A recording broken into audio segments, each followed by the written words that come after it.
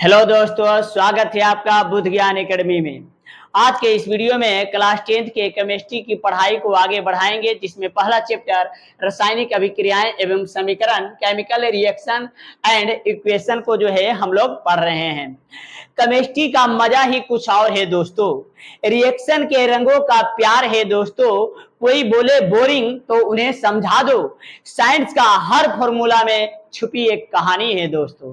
तो आइए दोस्तों, पिछले वीडियो में हमने बताए हैं कि रासायनिक अभिक्रिया क्या है, प्रतिफल अभिकारक क्या है और जो है रासायनिक अभिक्रियाओं की विशेषता क्या है।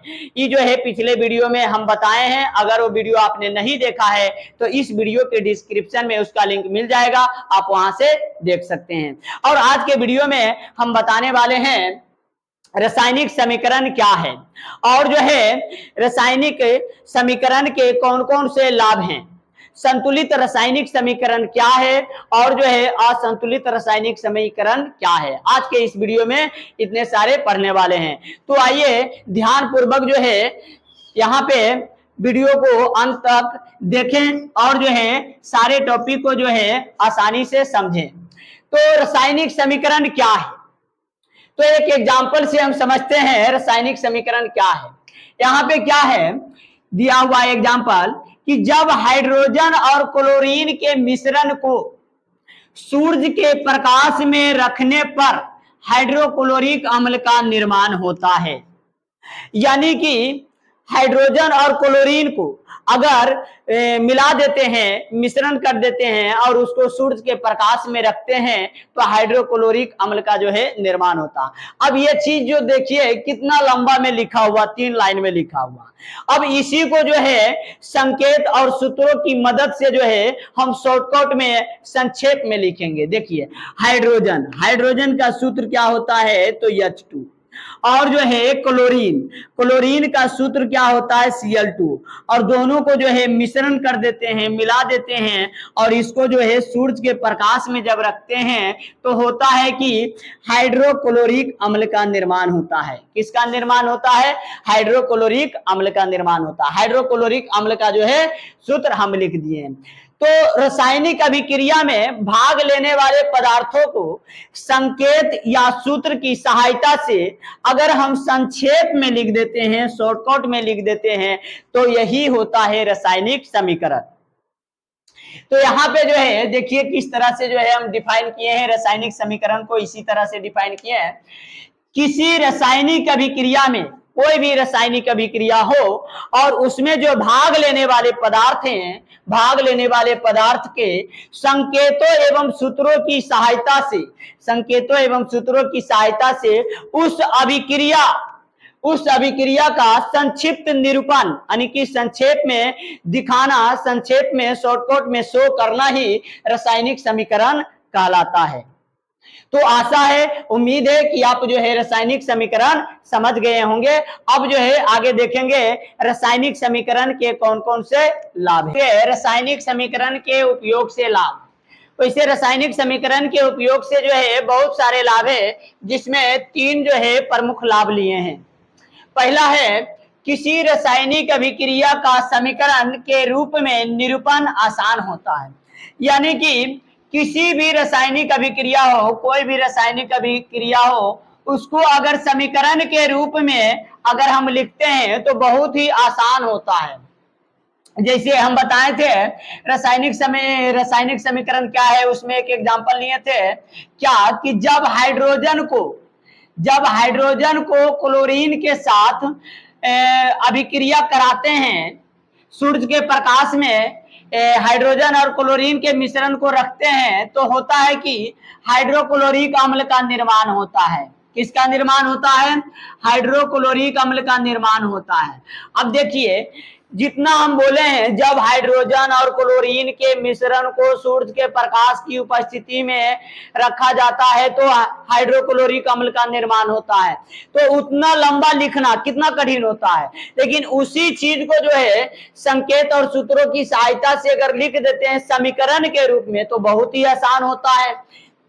समीकरण के रूप में लिखना, यही है पहला लाभ कि किसी रासायनिक अभिक्रिया को समीकरण के रूप में अगर निरूपण करते हैं तो बहुत ही आसान होता है, और साथ साथ जो है समय का भी बचत होता है, समय का भी जो है क्या होता है, बचत होता है, और समय के साथ साथ समय का बचत होता है, और साथ साथ जो है कागज में जो है कागज के स्थान में भी बचत होता है। जब इस तरह से समीकरण के रूप में लिखते हैं तो कागज के स्थान में भी क्या होता है, बचत होता है। अब आगे देखिए दूसरा लाभ, रासायनिक समीकरण से इस बात की जानकारी भी हो जाती है कि प्रतिफल के निश्चित मात्रा के निर्माण के लिए अभिकारकों के कितनी मात्रा की आवश्यकता होती है। अब देखिए दूसरा क्या है लाभ, रासायनिक समीकरण से प्रतिफल की निश्चित मात्रा की जानकारी हो जाता है। रासायनिक समीकरण से क्या जानकारी हो जाता है, प्रतिफल के निश्चित मात्रा के निर्माण के लिए कितनी अभिकारकों की मात्रा की आवश्यकता है, ये जानकारी हो जाता है।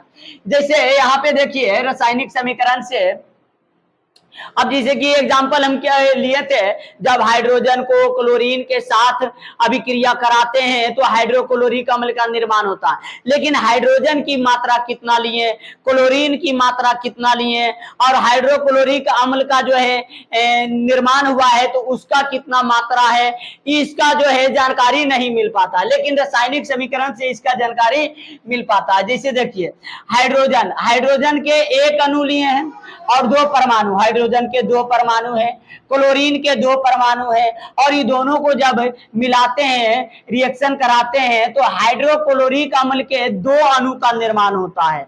यानी कि रासायनिक समीकरण से इस बात की जानकारी हो जाती है कि प्रतिफल के निश्चित मात्रा, प्रतिफल के निर्माण के लिए निश्चित मात्रा के लिए जो है अभिकारकों की कितनी मात्रा जो है लेना पड़ेगा, अभिकारकों की जो है कितनी मात्रा की आवश्यकता पड़ेगा।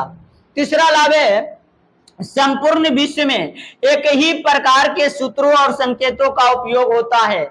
पूरे संसार में, पूरे दुनिया में जो है, पूरे वर्ल्ड में जो है एक ही प्रकार के संकेतों और सूत्रों का जो है उपयोग होता है, और इससे होता है कि वैज्ञानिकों को समीकरण से जानकारी प्राप्त करने में कठिनाई नहीं होती है। हम लोग जो है संकेत, जो सूत्र और संकेत जो है तत्व यौगिक का लिखते हैं, उपयोग करते हैं, इसी चीज का यही संकेत और सूत्र जो है पूरे विश्व में उपयोग करता है, और जो है इससे होता है कि दुनिया का कोई भी देश का वैज्ञानिक हो, उसको जो है मतलब कि समीकरण से जो है जानकारी प्राप्त हो जाता है, जानकारी मिल जाता है। तो इस प्रकार जो है रासायनिक समीकरण के 3 लाभ है। अब आगे आइए समझते हैं असंतुलित रासायनिक समीकरण क्या है और संतुलित रासायनिक समीकरण क्या है। तो बच्चों देखिए, असंतुलित रासायनिक समीकरण की परिभाषा देखते हैं, वह समीकरण जिसमें दोनों ओर प्रत्येक तत्वों की परमाणु संख्या बराबर नहीं हो तो उसे असंतुलित रासायनिक समीकरण कहते हैं। ऐसे समझ में नहीं आया होगा, देखिए हम बताते हैं। कोई भी रासायनिक समीकरण हो, अगर रासायनिक समीकरण के अभिकारक और प्रतिफल, अभिकारक और प्रतिफल के प्रत्येक तत्वों की परमाणु संख्या अगर बराबर नहीं रहेगा तो वो समीकरण जो है असंतुलित रासायनिक समीकरण कहलाएगा। जैसे एग्जांपल से समझते हैं, एग्जांपल लेते हैं, क्या यहाँ पे जैसे हाइड्रोजन को जो है, इसी एग्जांपल को, हाइड्रोजन को क्लोरीन के साथ अभिक्रिया कराते हैं तो यहाँ पे मान के चलिए हाइड्रोक्लोरिक अम्ल का निर्माण हुआ। अब देखिए इस असंतुलित रासायनिक समीकरण है। अब इसमें देखिए ये हो गया अभिकारक, तो अभिकारक के प्रत्येक तत्वों की परमाणु संख्या और प्रतिफल के प्रत्येक तत्वों की परमाणु संख्या अगर बराबर नहीं रहेगा तो असंतुलित रासायनिक समीकरण कहलाएगा। इसमें देखिए हाइड्रोजन कितने परमाणु है, 2 परमाणु, क्लोरीन के कितने परमाणु, 2 परमाणु, लेकिन हाइड्रोक्लोरिक अम्ल जो है इसमें देखिए हाइड्रोजन के कितने परमाणु है, 1 ही परमाणु, इधर कितना है, 2, तो बताइए बराबर है नहीं। क्लोरीन का इधर कितना है, 2, और इधर कितना है, 1, तो ये असंतुलित रासायनिक समीकरण है। एक एग्जांपल और लेते हैं, जैसे हाइड्रोजन को जो है ऑक्सीजन के साथ अगर अभिक्रिया कराते हैं तो जल का निर्माण होता है। जल का निर्माण होता है। अब इसमें देखिए, इधर हाइड्रोजन कितना है 2 और इधर हाइड्रोजन कितना है 2, ठीक है। इधर ऑक्सीजन कितना है 2, लेकिन इधर ऑक्सीजन कितना है 1। ऑक्सीजन का परमाणु कितना है 1 और इधर कितना है 2। तो ये भी जो है असंतुलित रासायनिक समीकरण है। यानी कि किसी भी रासायनिक समीकरण के दोनों ओर, दोनों तरफ जो है प्रत्येक तत्वों की परमाणु संख्या बराबर नहीं है, तो वैसे समीकरण को असंतुलित रासायनिक समीकरण कहते हैं। अब आगे देखिए, संतुलित रासायनिक समीकरण क्या है। तो वह रासायनिक समीकरण जिसमें दोनों ओर प्रत्येक तत्वों की परमाणु संख्या बराबर हो तो संतुलित रासायनिक समीकरण कहते हैं।